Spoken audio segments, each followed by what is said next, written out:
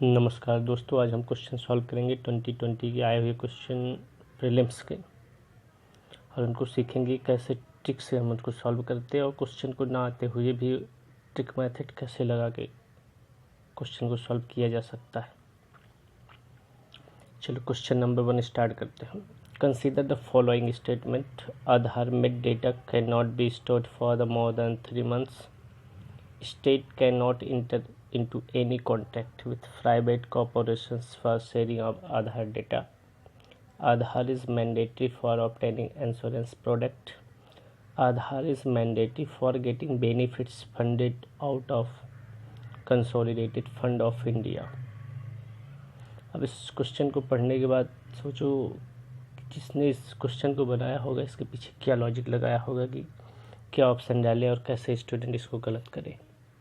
देखो, आधार में data can not be stored more than 3 months। ऐसा हो सकता है आप कहीं भी डेटा को सेव कर दो और 3 महीने के बाद उसको कर ही नहीं सकते। ऐसा कभी पॉसिबिलिटी तो बहुत लेस चांस है। तो ऑप्शन नंबर 1 हटा दो। ऑप्शन नंबर 1 हटते ही आपके पास बी एंड सी ऑप्शन बचता है। तो बी एंड सी में आपको ऑप्शन नंबर 3 चेक करना है। Aadhaar is mandatory for obtaining insurance product. आप जब कभी किसी भी चीज़ का इंश्योरेंस लेने जाते हो तो ऐसा कहीं नेसेसरी होता है कि आधार, आप बैंक में भी जाओ कहीं भी जाओ वहाँ आपके पैन कार्ड की इनकम वगैरह देखता है तो पैन कार्ड बेस पे होता है, कोई ना कि आधार कार्ड पे। तो कितना वेग स्टेटमेंट है। मैंडेटरी कैसे हो सकता है, ऑप्शनल हो सकता है। तो ऑप्शन नंबर 3 हटा दो, तो बचा आपके पास 2 और 4। तो क्वेश्चन आ गया बी ऐसे इमले।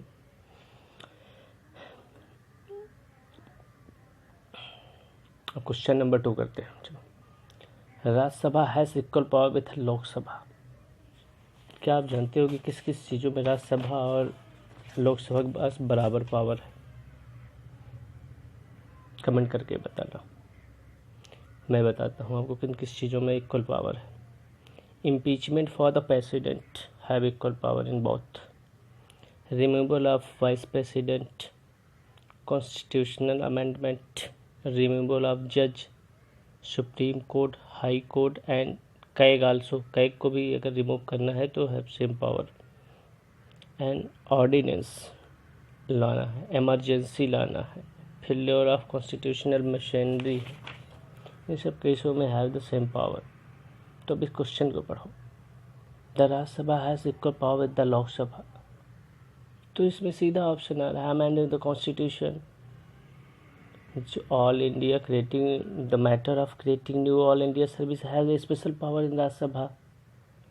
The removal of government not fit in statement, making cut motion is to vague statement.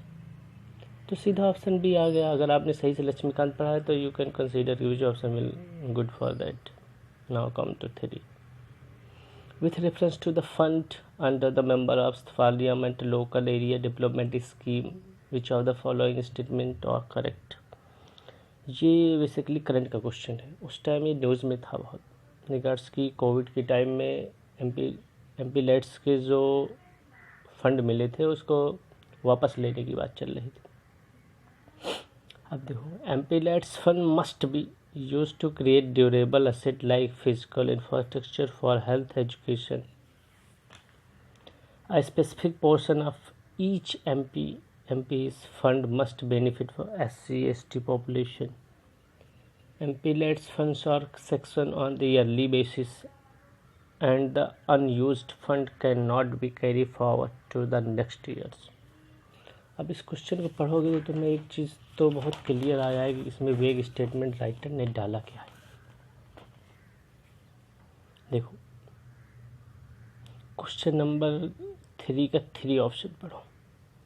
एमपीलेट्स funds और sanction on yearly basis. Yearly basis नहीं होता। जब एमपी बनता है तो उसको 5 साल के लिए उतने पैसे मिल जाते हैं कि इस अपने ड्यूरेशन में ये इसको पैसे हैं और इतना काम कराना है इसको प्रोजेक्ट में। And yearly basis and the unused fund जो फंड नहीं यूज हो पाया है can not be carry forward. ऐसा नहीं होता। अगर मान लो किसी भी गवर्नमेंट ऑर्गेनाइजेशन देख लो, जब भी पैसा होता है तो पैसा कैरी फॉरवर्ड के ऑप्शन होते हैं, तो carry forward to be next years can not, गलत वेग स्टेटमेंट। तो ऑप्शन नंबर 3 हटा दो, जहाँ लिखा है कट गया। अब बच्चा ANT, अब 4 को पढ़ लो। The district authority must inspect at least 10% of all works under the implementation every year. ये देखो काफ़ी फैक्ट है, ये भी ऑप्शन सही है लेकिन काफ़ी फैक्ट है, तो you can take risk option A and D to go with D. D is the right option.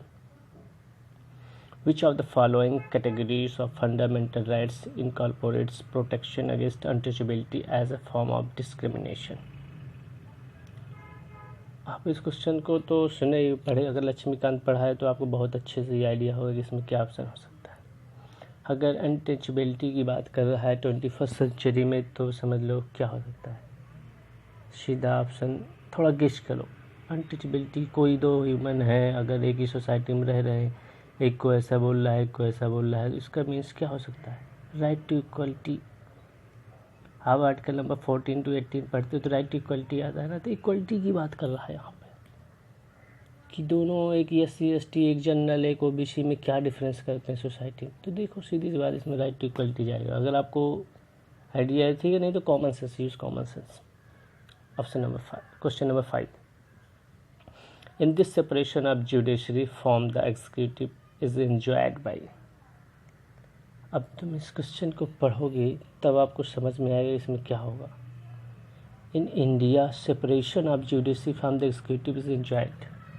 अगर आपको याद होगा आर्टिकल नंबर 50 DPSP, तो वहाँ पे सीधा मेंशन है judiciary from the executive separation है, वहाँ मेंशन है। तो आर्टिकल इतने तो आपको थोड़ा बहुत याद ही होने चाहिए जो मेन है, स्पेशली फॉर DPSP। चलो क्वेश्चन नंबर 6 को करते हैं। Along with the budget, the finance minister also places other document before the parliament which includes the microeconomic framework statement. The aforesaid document is presented because this is mandated by। अगर इस question को पढ़ोगे तो 2020 में एक news चल रहा था, fiscal responsibility balance management act, तो उसका ये हिडन ऑप्शन है। हिडन ऑप्शन इसलिए है कि ये भी बजट के साथ पेश किया जाता है, लेकिन हम लोग पढ़ते हैं जनरली, लेकिन इतना डीप नहीं जाके पढ़ते। तो अब देखो इसमें अगर पूछ रहा है तो क्या उसकी थॉट प्रोसेस हो सकता है क्वेश्चन बनाने वाले को। क्वेश्चन B and C तो इस क्वेश्चन से रिलेटेड है नहीं, थोड़ा बेग है, आउट है, तो इसको सीधा एलिमिनेट कर दो। अब बच्चा A and D। तो अगर ये बात कर रहा है बजट से रिलेटेड, तो इसमें आपका अगर करंट पढ़ा था उस टाइम तो थोड़ा एलिमिनेट करके इस ऑप्शन को D सही कर सकते हो, क्योंकि आपके पास अब डिस्क का ऑप्शन बचा है A and D में। ये हो नहीं सकता क्योंकि लॉन्ग स्टैंडिंग पार्लियामेंट्री कन्वेंशन की बात ही नहीं कर रहा है यहाँ पे, यहाँ बात कर रहा है बजट रिलेटेड इशू। तो you come on option T. अगर UPSC के क्वेश्चन निकालने हैं स्पेशली इन पॉलिटी, तो you have to must know article, not ऊपर के आर्टिकल नहीं पता, आपको पार्ट सब पार्ट भी पता होना चाहिए। जैसे आर्टिकल 1101 क्या है, 16 के 1 2 3 4 क्या है, 15 के क्या सब पार्ट है उसको भी 31 BC क्या है, ये सब पता होना चाहिए। चलो क्वेश्चन नंबर 7 करते हैं। A constitutional government by definition is a. Constitutional government by definition is a, देखो इसमें कॉमन सेंस लगाओ। Government by legislature, popular government, multi party government तो मिलके बनाते, तो उनका कोई एम है नहीं। पॉपुलर गवर्नमेंट, पॉपुलर होने के लिए कोई गवर्नमेंट का एम है नहीं। Government by legislature and limited government, इसमें आप सीधा देखोगे गवर्नमेंट को एक लिमिट देती है जनता कि आप इस लिमिट में तक काम करो। That's why this option is limited government. Option question number 8। Other than the fundamental rights which of the following parts of the Constitution India reflect the principle and provision of the Universal Declaration of Human Rights 1948। अगर human right की बात कर रहा है। तो human right की बात करने में आपको सोचो पहले प्रियम्बल में क्या मेंशन है, डीपीएसपी में क्या मेंशन है, फंडामेंटल ड्यूटीज़ में क्या मेंशन है, ह्यूमन राइट्स। तो there is all option is right 1 to 3, just use common. इतना अंदर तक मत सोचना कि भैया क्या लिखा है, क्यों होगा क्यों नहीं होगा। सीधा अगर राइट्स की बात कर रहा है तो कभी कभी आप राइट्स के से सारी राइट्स के ही पार्ट है को अंडरस्टैंड करो और go with option D. Question number 9, in this legal service authorised provide free legal service to which of the following type of citizen. इसमें देखो बहुत अच्छा राइटर ने बेवकूफ़ बनाने का प्रयास किया है। With person with annual income of less than 1 lakh, transgender with an annual income of less than 2 lakh, member of OBC with an annual income of less than 3 lakh। A person with an annual income of less than में ही OBC आ गया। यहाँ कोई OBC general SC ST की बात ही नहीं कर रहा है राइटर। तो 3 हटाओ, 3 हटाते ही आपके पास ऑप्शन A एंड D बचा। अगर A एंड D बचा, ऑल सिटीजन की तो बात ही नहीं किया, केवल कुछ पर्सन की बात किया उसमें भी। तो all in UPSC most of the time, 100% नहीं, मोस्ट ऑफ द टाइम अगर ऑल यूज़ हो रहा है किसी भी स्टेटमेंट में तो गलत होता है। तो here will take risk, all removed, तो you will get answer 1 and 2। Question number 10, consider the following pairs, international agreement and setup and subject. Alma Ata, Alma Ata declaration is health care of people. Hague convention बहुत आपने news में सुना होगा, आता रहता है। तो किससे रिलेटेड होगा? अगर आपको हेग का आइडिया होगा तो इस क्वेश्चन को आप सॉल्व कर सकते हो। अगर हेग का आइडिया नहीं है तो अगर हेग तो फिर थोड़ा क्वेश्चन केवल इसमें हेग से ही खेला है, और इन्वायरमेंट इकोलॉजी में आप हेग कन्वेंशन पढ़ते रहते होंगे। तो हेग का आइडिया है तो you can eliminate this. Here is answer C 1 and 3। Okay, आज की वीडियो यहीं तक है। नेक्स्ट वीडियो अगले सेशन में आएगा। Good bye. नमस्कार दोस्तों, आज हम क्वेश्चन सॉल्व करेंगे यूपीएससी 2020 के आए हुए क्वेश्चन को कैसे सॉल्व करते हैं। सॉल्व करने की ट्रिक सीखेंगे। सॉल्व करना कैसे, मान लो हम लोग सभी लोग पढ़ते थे, मतलब लक्ष्मीकांत पढ़ा है, कुछ भी कहा, जितने भी उसके स्टैटिक पोर्शन करेंट है सभी है, तो सभी लोग सभी चीज़ें पढ़ते हैं। बट क्वेश्चन जब आता है तो उसमें डाउट आता है कि ये सही होगा, ये सही नहीं होगा। May be in that time you come on doubt. तो चलो क्वेश्चन सॉल्व करते हैं आज 2020 का ए सीरीज का। Question number 1, consider the following statement. Aadhaar main data can not be stored in the more than 3 months। State can not inter into any contact with the private corporation for sharing of Aadhaar data. Aadhaar is mandatory for obtaining insurance products. Aadhaar is mandatory for getting benefits funded out of the Consolidated Fund of India। अगर आपको question पढ़ने के बाद इसमें आपको थोड़ा सा भी तो समझ में आ रहा होगा कि क्या ही गलत हो सकता है।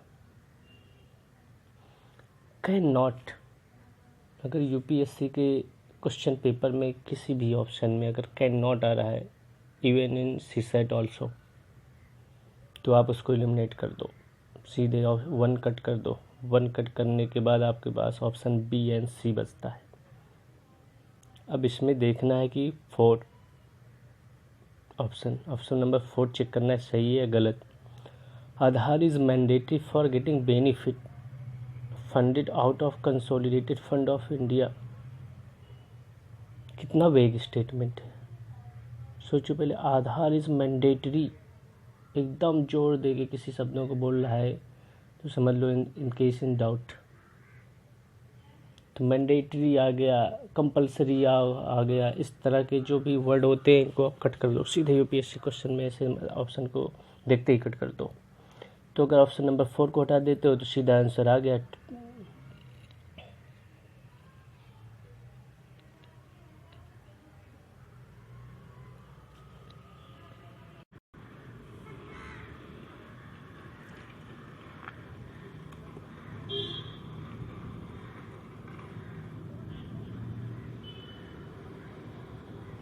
Which of the following are the reasons factors are exposure to benzene pollution?